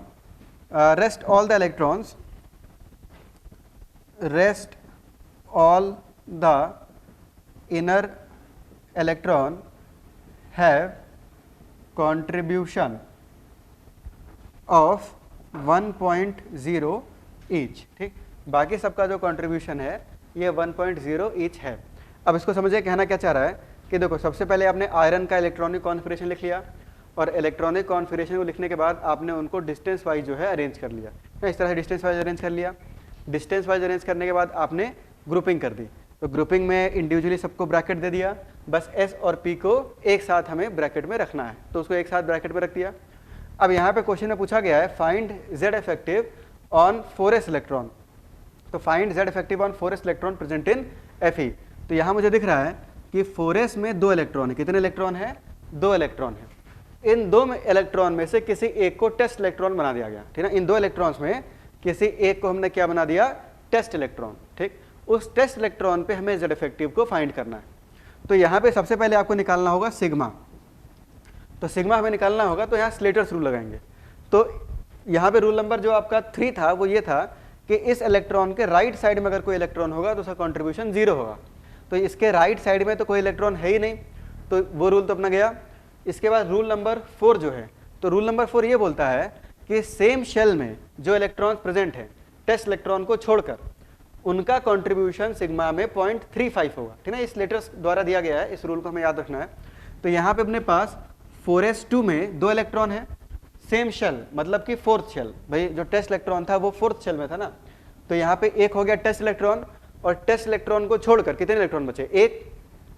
उस एक इलेक्ट्रॉन का जो कंट्रीब्यूशन होगा सिग्मा में वो होगा 0.35, ठीक ना, 0.35 प्लस, ठीक। अभी एक क्वेश्चन मैं कर रहा हूं, इसके बाद एक क्वेश्चन आपको करना। इसके बाद नेक्स्ट इसमें रूल ये था for the electron present in the penultimate shell, मतलब कि सेकंड लास्ट शेल, यानी कि n-1 shell, the contribution of electron in sigma is 0.85 each. अब यहाँ पे मुझे दिख रहा है कि ये तो हो गया बैलेंस शेल, पेनल्टीमेट शेल जो है वो थर्ड शेल है, ये थर्ड शेल, ठीक। और थर्ड शेल में कितने इलेक्ट्रॉन्स हैं? तो 6 और 6 कितना हो गया? 12 और 2 कितना हो गया? 14। इन 14 इलेक्ट्रॉन्स का कंट्रीब्यूशन होगा 0.85 ईच, ऐसा स्लेटर्स रूल में बताया गया। इसके अलावा जो इलेक्ट्रॉन्स बच गए, कौन कौन बच गए? 6, 2, 8, 8 और 2, 10। इन 10 इलेक्ट्रॉन्स का जो कंट्रीब्यूशन है वो 1.0 ईच है, ठीक ना। इन 10 का कंट्रीब्यूशन 1 होगा। इसको जोड़ दिया जाए, तो इसको जब जोड़ोगे तो सिग्मा की जो वैल्यू है, यहाँ से इसको जोड़ने पर ये वैल्यू आती है आपके पास 22.25, ठीक ना, 22.25 ये वैल्यू अपने पास मिलती है। और जो जेड इफेक्टिव है, जेड इफेक्टिव का फॉर्मूला होता है जेड माइनस सिग्मा, तो जेड की वैल्यू कितनी हो गई? तो जेड माइनस सिग्मा, तो ये आपका 26 माइनस 22.25, तो ये वैल्यू आ जाएगी 3.75, कितनी आ जाएगी? 3.75। अब इससे थोड़ा सा समझिए क्या ये है, क्या 3.75, ठीक। देखो जेड इफेक्टिव आपका निकल गया 3.75, इससे हमें ये पता चला कि ये जो टेस्ट इलेक्ट्रॉन था, ठीक ना, 4s2 में जो 2 इलेक्ट्रॉन्स थे, इन दोनों में से किसी एक को टेस्ट इलेक्ट्रॉन मान लेते हैं, तो उस टेस्ट इलेक्ट्रॉन पे सिर्फ 3.75 प्रोटॉन का चार्ज पहुंच रहा है, यानी कि ये जो टेस्ट इलेक्ट्रॉन होगा ये 3.75 प्रोटॉन्स का चार्ज अपने ऊपर फील करेगा। बचे हुए जो 22.25 प्रोटॉन्स हैं उनका चार्ज वहां तक नहीं पहुंच रहा है, तो वो चार्ज क्या हुआ? वो शील्ड हो गया, इनर इलेक्ट्रॉन्स ने उसको जो है वो शील्ड कर दिया, कवर कर दिया, वहां तक वो नहीं पहुंच पा रहा है। जैसे देखो आयरन जो है, ये आयरन था आपका, आयरन के न्यूक्लियस में कितने प्रोटॉन थे? तो आयरन के न्यूक्लियस में 26 प्रोटॉन थे। ठीक, ये जो टेस्ट इलेक्ट्रॉन है, अभी मैंने आपको समझाया स्टार्टिंग में ही कि इस टेस्ट इलेक्ट्रॉन को ये लगेगा कि 26 से कुछ कम प्रोटॉन्स हैं जो इसको अपनी तरफ खींच रहे हैं। तो आपने जब कैलकुलेट किया तो ये वैल्यू कितनी आई? 3.75। इसका मतलब इन 26 में से, ये जो 26 है, इन 26 में से सिर्फ 3.75 प्रोटॉन का चार्ज उस इलेक्ट्रॉन तक पहुंच रहा है। बाकी जो 22.25 प्रोटॉन्स का चार्ज है, इसमें जो बचे कितने? 22.25, इतने प्रोटॉन्स का चार्ज वहां तक पहुंच नहीं पा रहा है, वो कवर हो गया या शील्ड हो गया। जो इनर इलेक्ट्रॉन्स हैं, ये जो इनर इलेक्ट्रॉन्स हैं, इन्होंने उन प्रोटॉन्स के चार्ज को कवर कर दिया या शील्ड कर दिया, इसलिए इसका नाम पड़ा है शील्डिंग कांस्टेंट। कि इन प्रोटॉन्स का चार्ज जो है, जैसे शील्ड हुए प्रोटॉन्स कितने हैं, सिग्मा की वैल्यू कितनी है? 22.25। ठीक, तो इतने प्रोटॉन का चार्ज जो है वो शील्ड हो चुका है, बचे कितने? 3.75। तो 3.75 प्रोटॉन का चार्ज सिर्फ वहां तक पहुंच रहा है। एक दो एग्जांपल और लेंगे तो आपको थोड़ा ये और समझ में आएगा, ठीक ना। तो इस तरह से हम जेड इफेक्टिव कैलकुलेट कर सकते हैं, किसी भी इलेक्ट्रॉन पे हम कैलकुलेट कर सकते हैं। एक दो एग्जांपल अभी और लेंगे। अच्छा, ये तो था आपका केस 1। केस 1 क्या था? जब आपका जो टेस्ट इलेक्ट्रॉन है वो s में हो या फिर किस में हो? p में हो। s ऑर्बिटल या p ऑर्बिटल में अगर प्रेजेंट है तो ऐसे केस में हम ये रूल्स को अप्लाई करते हैं। अच्छा, लेकिन अगर केस 2 की बात करें हम, अगर आपका जो टेस्ट इलेक्ट्रॉन है वो d या f ऑर्बिटल में हो, ठीक, तो केस 2 है कि when test electron is present in d और f ऑर्बिटल, जब वो d या f ऑर्बिटल में होगा तब हम लोग कैसे कैलकुलेट करेंगे। तो ऐसे केस में क्या है कि देखो, रूल नंबर 1, रूल नंबर 2 और रूल नंबर 3 जो अभी हमने पढ़ा वो आपका सेम रहेगा। रूल नंबर 1 क्या था?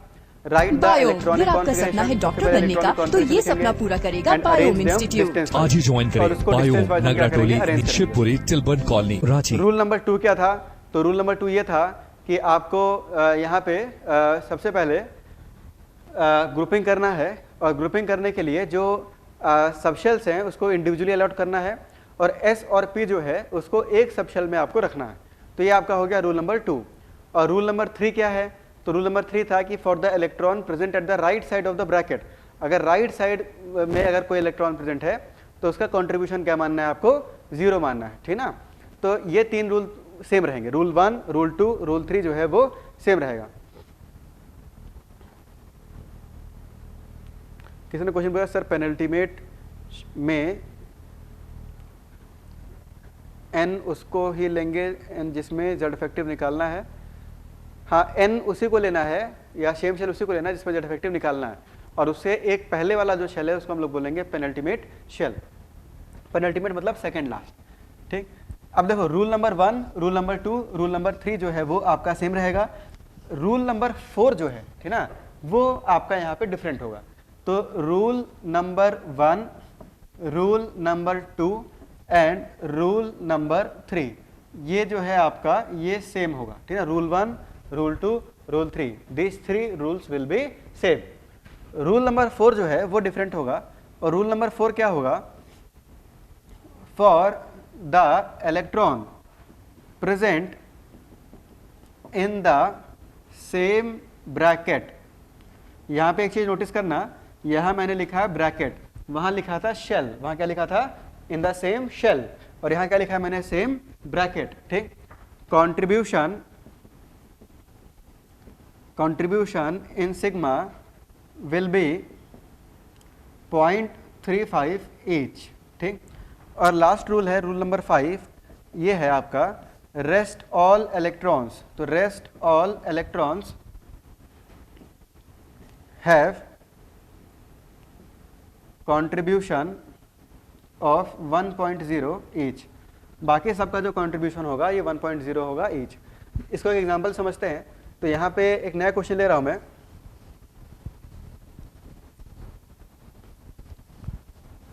तो जैसे एक क्वेश्चन यहाँ पे और लेते हैं, तो क्वेश्चन है कैलकुलेट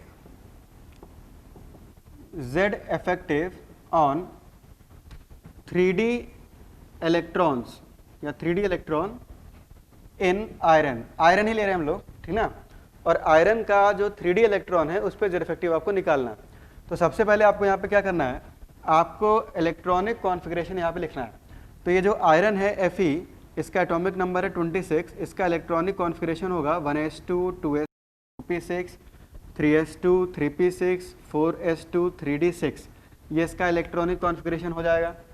अब इसमें नेक्स्ट स्टेप आपको क्या बताया, नेक्स्ट स्टेप आपको इसमें ग्रुपिंग करना है। ग्रुपिंग करने से पहले इसको डिस्टेंस वाइज अरेंज करना है। तो डिस्टेंस वाइज जब अरेंज करेंगे तो इसको अगेन मैं डिस्टेंस वाइज अरेंज करके लिख रहा हूँ। तो ये 1s2 2s2 2p6 3s2 3p6 3d6 और 4s2, ये आपने डिस्टेंस वाइज अरेंज कर दिया। डिस्टेंस वाइज अरेंज करने का मतलब सबसे पहले फर्स्ट शेल एक साथ, सेकेंड शेल एक साथ, थर्ड शेल एक साथ और फोर्थ शेल एक साथ, इस तरह से हमने अरेंज कर दिया। अब ग्रुपिंग करना है, तो ग्रुपिंग करने के लिए 1s, इसके बाद 2s 2p एक साथ, 3s 3p एक साथ, 3d अलग, 4s अलग, अलग अलग करके इसको इस तरह से लिख दिया। अच्छा, इसके बाद आपको सिग्मा यहाँ कैलकुलेट करना है।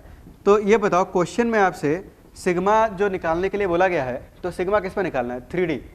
तो ये आपका 3D है और 3D में कितने इलेक्ट्रॉन है, तो 3D सबशेल में यहाँ में दिख रहा है कि 3D सबशेल में यहाँ पे 6 इलेक्ट्रॉन्स हैं। कितने इलेक्ट्रॉन्स हैं, 6। इन 6 में से किसी एक को हमने टेस्ट इलेक्ट्रॉन मान लिया। यहाँ पे अपने पास 6 इलेक्ट्रॉन्स हैं, इन 6 में से किसी एक को आपने क्या मान लिया, टेस्ट इलेक्ट्रॉन। इस टेस्ट इलेक्ट्रॉन के राइट साइड में, इस ब्रैकेट के राइट साइड में जितने भी इलेक्ट्रॉन्स होंगे सबका कंट्रीब्यूशन 0 होगा। कंट्रीब्यूशन क्या होगा, 0, क्योंकि शील्डिंग जो है वो इनर इलेक्ट्रॉन के द्वारा होगी या सेम शेल में जो इलेक्ट्रॉन्स होंगे उनके द्वारा होगी। जो आउटर शेल में इलेक्ट्रॉन्स है उनके द्वारा शील्डिंग नहीं होगी।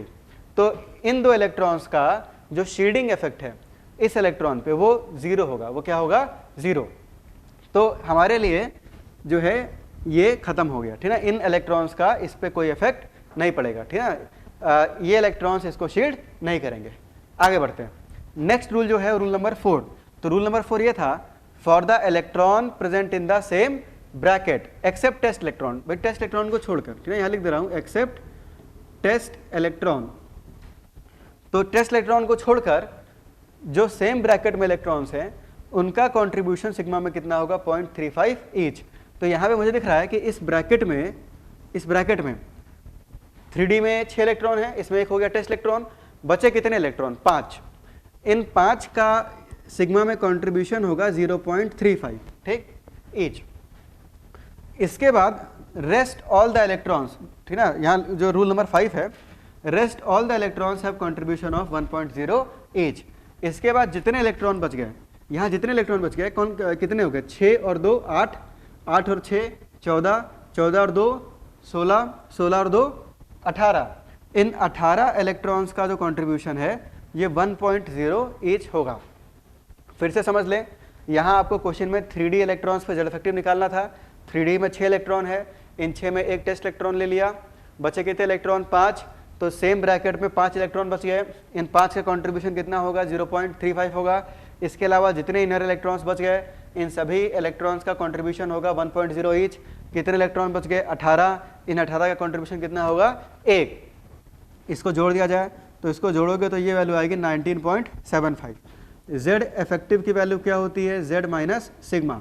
जेड यहाँ पे कितना है तो 26, सिग्मा कितना है 19.75, तो ये वैल्यू आ जाएगी आपके पास 6.25, है ना, 6.25। इससे मतलब आपको क्या समझ में आया, इसका मतलब ये हुआ कि आयरन के न्यूक्लियस में कितने प्रोटॉन है, 26। आयरन के न्यूक्लियस में 26 प्रोटॉन है।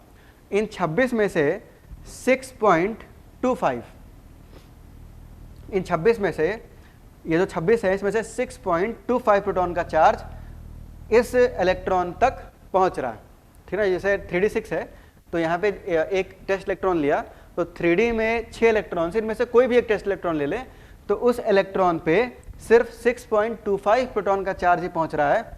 यानी इन 6 में से किसी एक को अगर टेस्ट इलेक्ट्रॉन ले ले तो ये इलेक्ट्रॉन सिर्फ 6.25 प्रोटॉन का चार्ज फिल कर रहा है।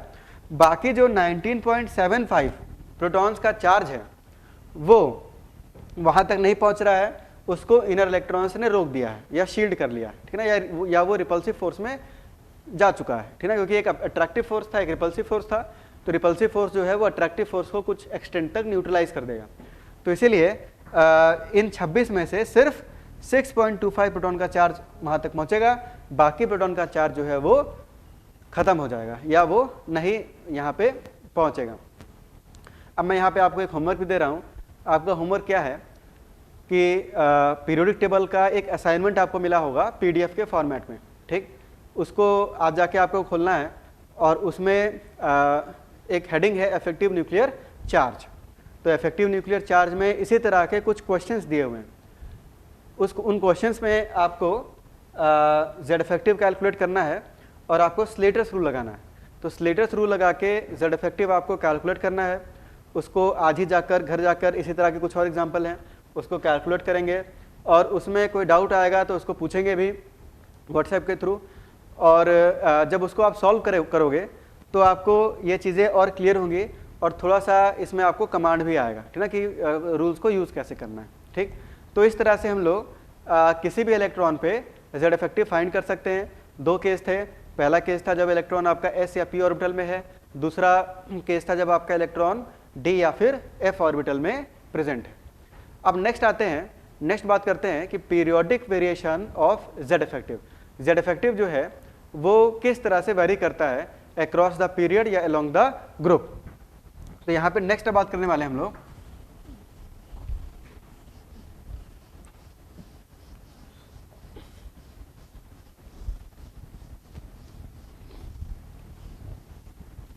अच्छा, पीरियोडिक वेरिएशन डिस्कस करने से पहले मैं एक चीज़ और बताना चाहता हूँ आपको कि अगर किसी इलेक्ट्रॉन पे जेड इफेक्टिव बढ़ेगा तो जेड इफेक्टिव के बढ़ने का मतलब ये हुआ, जेड इफेक्टिव अगर इंक्रीज करेगा इसका मतलब कि जो फोर्स ऑफ अट्रैक्शन है ऑन इलेक्ट्रॉन, टेस्ट इलेक्ट्रॉन, तो force of attraction on test electron ये भी क्या होगा, इंक्रीज करेगा।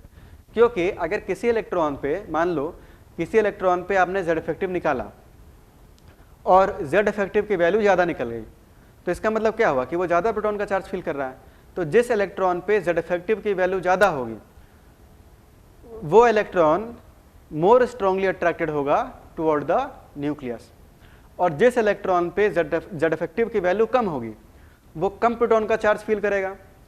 तो उस पर जो फोर्स ऑफ अट्रैक्शन होगा, नेट फोर्स ऑफ अट्रैक्शन, वो घट जाएगा और वो वीकली अट्रैक्टेड होगा टुवर्ड द न्यूक्लियस।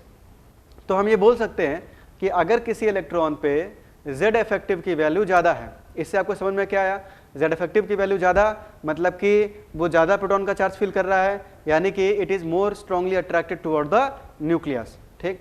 और किसी इलेक्ट्रॉन पे अगर हमने जेड इफेक्टिव को निकाला और जेड इफेक्टिव की वैल्यू कम आ गई, इसका मतलब it is less strongly attracted toward the nucleus. इसका उल्टा भी ट्रू है। अगर कोई इलेक्ट्रॉन मोर स्ट्रांगली अट्रैक्टेड है टुवर्ड द न्यूक्लियस, इसका मतलब कि उस पर जो जेड इफेक्टिव की वैल्यू है वो ज़्यादा है। और अगर कोई इलेक्ट्रॉन है जो लेस स्ट्रांगली अट्रैक्टेड है टुवर्ड द न्यूक्लियस, इसका मतलब कि उस पर जेड इफेक्टिव की वैल्यू जो है वो कम है, ठीक ना। तो ये भी चीज़ें आप समझ में आनी चाहिए कि अगर कोई इलेक्ट्रॉन मोर स्ट्रांगली अट्रैक्टेड है, इसका मतलब उस पर जेड इफेक्टिव की वैल्यू हाई है, और अगर कोई इलेक्ट्रॉन लेस स्ट्रांगली अट्रैक्टेड है, इसका मतलब उस पर जेड इफेक्टिव की वैल्यू कम है। तो ये चीज़ भी आपको समझ में आनी चाहिए। आगे बढ़ते हैं। नेक्स्ट है periodic variation of effective nuclear charge या जेड इफेक्टिव। तो नेक्स्ट बात करेंगे आप पीरियोडिक वेरिएशन। तो periodic variation of effective nuclear charge Z effective. तो देखो periodic variation of effective nuclear charge में, इसमें सबसे पहले अगर बात करें अक्रॉस द पीरियड, तो अक्रॉस द पीरियड, तो एक पीरियड में जब आप लेफ्ट टू राइट मूव करते हो तो लेफ्ट टू राइट मूव करने पर इन अ पीरियड जो जेड इफेक्टिव की वैल्यू है वो ग्रेजुअली इंक्रीज करती है, ठीक ना। तो on moving left to right, on moving left to right in a period, Z effective gradually increases, ठीक ना। जो Z effective है वो ग्रेजुअली इंक्रीज करता है। क्यों इंक्रीज करता है? क्योंकि देखो इसका सीधा सा रीज़न है कि लेफ्ट टू राइट मूव करने पर आपका जो वैलेंस शेल है, तो वैलेंस शेल तो सेम रहने वाला है, तो जैसे मान लो सेकंड पीरियड है, तो सेकंड पीरियड में जब आप मूव करोगे तो वैलेंस शेल जो है वो सेकंड शेल होगा और सेकंड शेल जो है वो चेंज नहीं होगा, तो जो शेल नंबर है वो तो सेम ही रहेगा और एटॉमिक नंबर जो है वो इंक्रीज़ करेगा। तो एटॉमिक नंबर जब इंक्रीज़ करेगा तो एक प्रोटॉन जो है वो न्यूक्लियस में बढ़ेगा और एक इलेक्ट्रॉन जो है प्लस इलेक्ट्रॉन आपका वैलेंस शेल में बढ़ेगा। आपको पता है जो फोर्स ऑफ अट्रैक्शन है वो क्या होता है, KQ1Q2 by are square. Are तो आपका सेम ही है, जो फोर्स ऑफ अट्रैक्शन है तो यहाँ पे अपने पास KQ1Q2 बाई आर स्क्वायर। तो Q1 मतलब पॉजिटिव चार्ज और Q2 मतलब नेगेटिव चार्ज। तो Q1Q2 की वैल्यू जो है वो इंक्रीज़ करेगी और Q1Q2 की वैल्यू जब इंक्रीज़ करेगी तो फोर्स ऑफ अट्रैक्शन इंक्रीज़ करेगा और फोर्स ऑफ अट्रैक्शन जब इंक्रीज़ करेगा तो जेड इफेक्टिव भी इंक्रीज़ करेगा। तो लेफ्ट टू राइट मूव करने पर जो जेड इफेक्टिव है वो क्या होता है आपका, ग्रेजुअली इंक्रीज़ करता है। और इसके साथ साथ ये जो है 6 पॉइंट इसकी जो वैल्यू है ये भी कांस्टेंट है, ये 0.65 से इंक्रीज़ करता है। तो it increases by increases by 0.65, ठीक है। किस वैल्यू से इंक्रीज करती है, 0.65 वैल्यू से इंक्रीज करती है। देखो जैसे सेकेंड पीरियड की बात करें तो यहाँ लिथियम के बगल में बेरिलियम, इसके बगल में boron, carbon, nitrogen, oxygen, fluorine और यहाँ पे कौन है, नियॉन, ठीक। तो देखो सबसे पहले ट्रेंड आपको पता होना चाहिए कि जब आप लेफ्ट टू राइट मूव करोगे तो लेफ्ट टू राइट मूव करने पर जो इफेक्टिव न्यूक्लियर चार्ज है वैलेंस इलेक्ट्रॉन पे जो इफेक्टिव न्यूक्लियर चार्ज है वो इंक्रीज करेगा और ये इंक्रीज करेगा बाई 0.65। कितनी वैल्यू से इंक्रीज करेगा, 0.65 वैल्यू से इंक्रीज करेगा। कैसे इंक्रीज करेगा तो उसको समझते हैं। देखो लिथियम जो है तो लिथियम का एटॉमिक नंबर कितना है, 3। इसका इलेक्ट्रॉनिक कॉन्फ़िगरेशन मुताबिक कितना हुआ, तो लिथियम का इलेक्ट्रॉनिक कॉन्फ़िगरेशन है 1s2 और 2s1। लिथियम के बाद बेरिलियम, तो बेरिलियम का इलेक्ट्रॉनिक कॉन्फ़िगरेशन क्या हो जाएगा, 1s2 2s2। बेरिलियम के बाद बोरॉन का इलेक्ट्रॉनिक कॉन्फ़िगरेशन क्या है, 1s2 2s2 2p1। बोरॉन के बाद कार्बन, तो कार्बन का इलेक्ट्रॉनिक कॉन्फ़िगरेशन क्या है, 1s2 2s2 2p2, ठीक। And so on nitrogen oxygen fluorine का भी हम लिख सकते हैं, ठीक। अब यहाँ पे अगर देखा जाए, अगर मैं जेड इफेक्टिव निकालने बैठ जाऊँ तो यहाँ पे पहले हमें क्या करना है, ग्रुपिंग कर देना है। तो इस तरह से हम ग्रुपिंग कर देंगे, एस और पी एक साथ रहेगा, एस और पी को एक साथ रखेंगे हम, ठीक। तो इस तरह से ग्रुपिंग कर दी। अब यहाँ पे हम सिग्मा अगर निकालें, सिग्मा वैलेंस, तो यहाँ पे एक ही आपका टेस्ट इलेक्ट्रॉन है, इसको छोड़कर कितने इलेक्ट्रॉन है, 0। तो इस पर अगर स्लेटर्स रूल लगाया जाए तो यहाँ पे 0, तो 0 × 0.35 प्लस n-1, ठीक है, मतलब कि फर्स्ट शेल।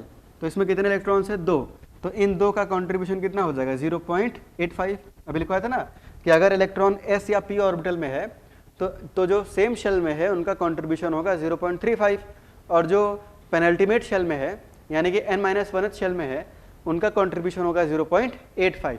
कुछ क्वेश्चंस की प्रैक्टिस करेंगे तो ये थोड़ा सा आपको फास्ट ये आपसे हो जाएगा। यहाँ पे अगर सिग्मा निकाला जाए तो यहाँ पे 2s में कितने इलेक्ट्रॉन है, 2, ठीक ना। तो इन 2 में से एक हो जाएगा टेस्ट इलेक्ट्रॉन, बचेंगे कितने इलेक्ट्रॉन, 1। तो उस एक का कंट्रीब्यूशन होगा 0.35 प्लस n-1, तो n-1 में कितने इलेक्ट्रॉन है, 2। तो इन 2 का कंट्रीब्यूशन होगा 0.85। इसके बाद बोरॉन की बात करें तो बोरॉन में अगर देखें हम सिग्मा निकालें तो सिग्मा में वैलेंस शेल में 2 और 1 3 इलेक्ट्रॉन है। इनमें से एक हो गया आपका टेस्ट इलेक्ट्रॉन, बचे कितने इलेक्ट्रॉन, 2।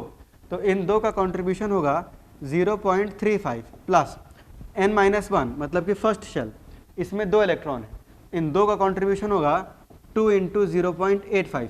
एक लास्ट कार्बन का भी लिख देते हैं। तो इसके लिए जब सिग्मा निकालोगे तो सिग्मा जब निकालेंगे तो 2p में 1 इलेक्ट्रॉन है, सेम शेल में ने वहाँ सेम शेल लिखा था, तो सेम शेल में 2 और 2 कितने इलेक्ट्रॉन्स हैं, 4। इन 4 में एक हो गया टेस्ट इलेक्ट्रॉन, बचे कितने, 3। तो यहाँ पे 3 × 0.35 प्लस n-1 आपका कौन सा है, 2, ये फर्स्ट शेल, इसमें कितने इलेक्ट्रॉन है, 2। तो इन 2 का कंट्रीब्यूशन हो जाएगा 0.85। तो देखो यहाँ पे हमें एक चीज़ देखने को मिल रहा है कि जब आप लेफ्ट टू राइट मूव कर रहे हो, लिथियम, बेरिलियम, बोरॉन, कार्बन, तो सिग्मा की वैल्यू 0.35 से इंक्रीज कर रही है। यहाँ पे 0 × 0.35 1 इंटू 0.35, 2 इंटू 0.35, 3 इंटू 0.35। तो ये जो वैल्यू है ये 0.35 वैल्यू से क्या हो रही है, इंक्रीज कर रही है। Z इफेक्टिव का एक फॉर्मूला आप पढ़ते हो, यहाँ पे मैं लिख रहा हूँ, ठीक ना, कि जो Z इफेक्टिव है तो Z इफेक्टिव जो है it is equal to Z minus sigma. तो Z effective equal to Z minus sigma. और हमें ये साफ साफ दिख रहा है कैलकुलेशन से कि जब हम लेफ्ट टू राइट मूव करेंगे तो लेफ्ट टू राइट मूव करने पर सिग्मा की वैल्यू 0.35 से इंक्रीज करेगी। तो सिग्मा की वैल्यू जो है ये इंक्रीज करेगी, और ये कितने से इंक्रीज करेगी, 0.35 से इंक्रीज करेगी। और जो Z है, Z क्या है, एटॉमिक नंबर, तो एटॉमिक नंबर कितने से इंक्रीज करेगा, 1 यूनिट से इंक्रीज करेगा। तो जो Z की वैल्यू है Z भी इंक्रीज करेगा और Z 1 से इंक्रीज करेगा। भाई जो एटॉमिक नंबर है वो 1 यूनिट से इंक्रीज करेगा ना, 1 यूनिट से। और जो सिग्मा की वैल्यू है वो कितने से इंक्रीज करेगी, 0.35 से इंक्रीज करेगी। तो जो Z इफेक्टिव है ये 1 से इंक्रीज करेगा, ये 0.35 से इंक्रीज करेगा। तो जो Z इफेक्टिव है ये 1 माइनस 0.35 यानी कि 0.65, इतनी वैल्यू से ये जो है क्या होगा, इंक्रीज करेगा। तो लेफ्ट टू राइट मूव करने पर जो Z इफेक्टिव है ये 0.65 से इंक्रीज करता है, और सिग्मा कितनी वैल्यू से इंक्रीज करता है, 0.35 से इंक्रीज करता है। तो यहाँ पे देखो, अगर मैं Z इफेक्टिव सबका कैलकुलेट भी करूँ तो देखो, लिथियम का अगर आपको निकालना है तो 2 तरीके हैं। एक तो हम कॉन्फ़िगरेशन से निकाल सकते हैं। कॉन्फ़िगरेशन से कैसे निकालोगे, जैसे इसमें निकाल के देख लें, 0 इंटू 0.35 ये कितना हो गया, 0, और 2 इंटू 0.85 तो ये वैल्यू आ जाएगी आपके पास 2 इंटू 0.85, ये वैल्यू आ जाएगी आपके पास 1.7 आ जाएगी।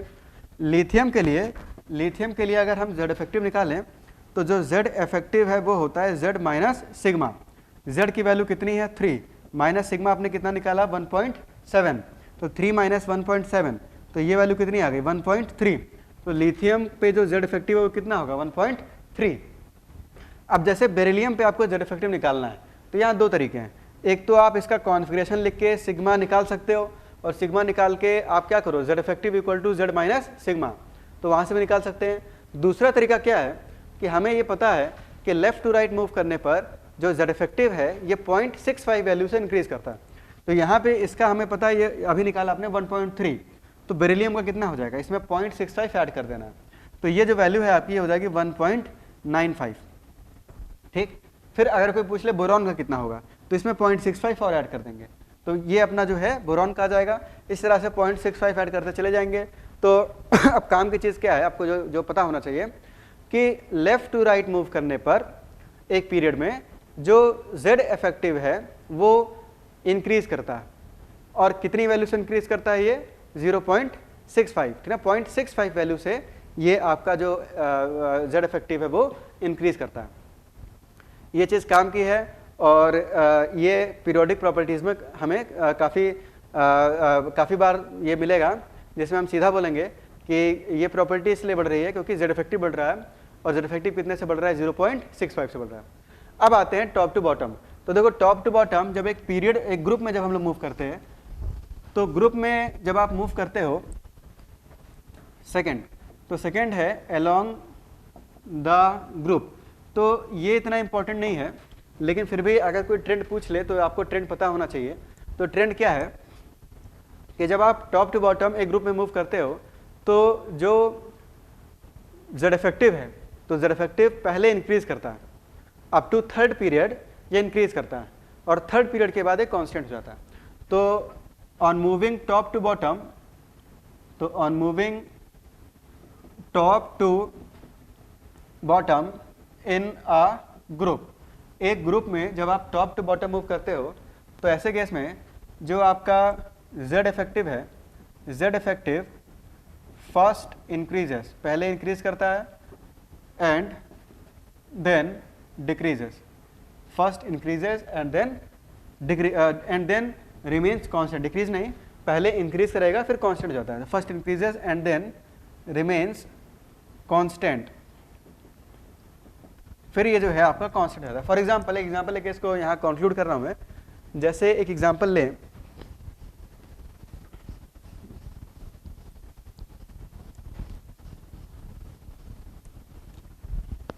एग्जांपल के तौर पे जैसे फर्स्ट ग्रुप की बात करें तो फर्स्ट ग्रुप में आपका hydrogen, lithium, sodium, potassium, rubidium, caesium, ये कुछ एलिमेंट्स हैं। इनके लिए अगर हम जेड इफेक्टिव निकालें, Z effective by Slater's rule, तो स्लेटर्स रूल से अगर जेड इफेक्टिव निकाला जाए बाई स्लेटर्स रूल, तो स्लेटर्स रूल से अगर हम लोग जेड इफेक्टिव को कैलकुलेट करें तो हाइड्रोजन के लिए ये वैल्यू आएगी 1.0, लिथियम के लिए ये वैल्यू आएगी 1.3। अभी इसको कैलकुलेट भी किया, लिथियम के लिए कितनी आएगी 1.3। घर जाके आपको ये सब कैलकुलेट खुद से भी करना है, एक बार खुद से भी करोगे तो थोड़ा सा और प्रैक्टिस होगी। सोडियम के लिए ये वैल्यू आएगी 2.2। इसके बाद पोटेशियम के लिए भी ये वैल्यू 2.2 आती है, रुबिडियम के लिए भी ये वैल्यू 2.2 आती है, और सीसियम के लिए भी ये वैल्यू कितनी आती है 2.2 आती है।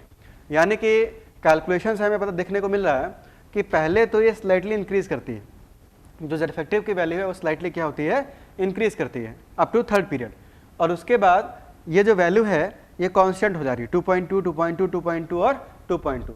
तो पहले 3 पीरियड तक जेड इफेक्टिव इंक्रीज करता है और उसके बाद ये क्या हो जाता है, कांस्टेंट हो जाता है। हालांकि एक ग्रुप में जेड इफेक्टिव इतना डोमिनेटिंग फैक्टर कभी नहीं होता है और इसीलिए इतना काम कभी नहीं है, लेकिन जब आप लेफ्ट टू राइट मूव करते हो तो जेड इफेक्टिव फैक्टर हमेशा डोमिनेट करता है, और इस कारण से जेड इफेक्टिव का ट्रेंड जो है वो इंपॉर्टेंट हो जाता है। तो देखो आज आपने क्या सीखा, आज आपने एक इम्पॉर्टेंट प्रॉपर्टी देखी जिसको हम लोग बोलते हैं effective nuclear charge. Effective nuclear charge जो है ये क्या चीज़ है, तो कोई भी इलेक्ट्रॉन न्यूक्लियस के जितने प्रोटॉन्स का चार्ज एक्सपीरियंस कर रहा है या फील कर रहा है उस चार्ज को बोलते हैं इफेक्टिव न्यूक्लियर चार्ज। इसको कैलकुलेट कैसे करते हैं, तो जेड इफेक्टिव इक्वल टू क्या होता है, Z minus sigma.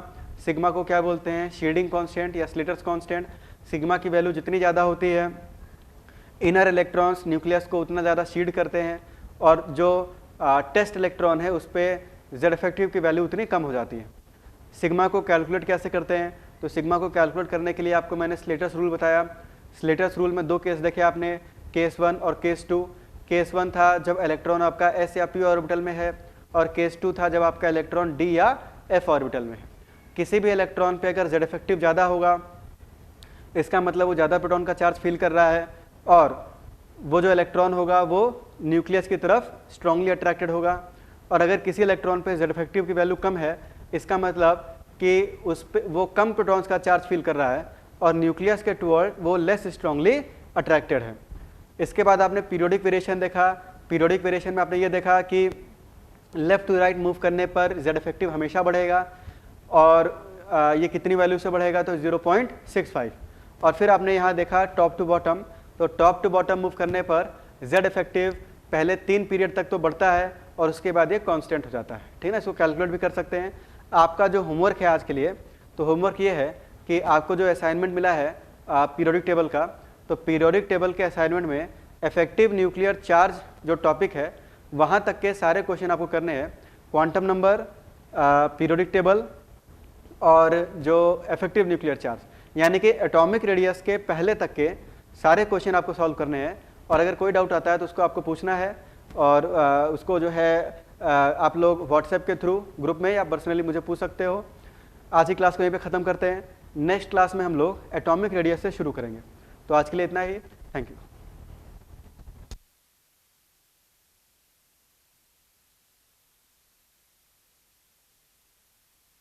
Biome medical 2018 में रांची से बेस्ट एंड हाईएस्ट रिजल्ट देने वाला सिर्फ मेडिकल प्रिपरेशन का संस्थान biome, a leading institute for pre medical exam. और अगर आपका सपना है डॉक्टर बनने का, तो ये सपना पूरा करेगा बायोम इंस्टीट्यूट। आज ही ज्वाइन करें Biome, Nagratoli near women's college and Shivpuri Tilbarn colony, opposite Spring City mall, Hinoo, Ranchi.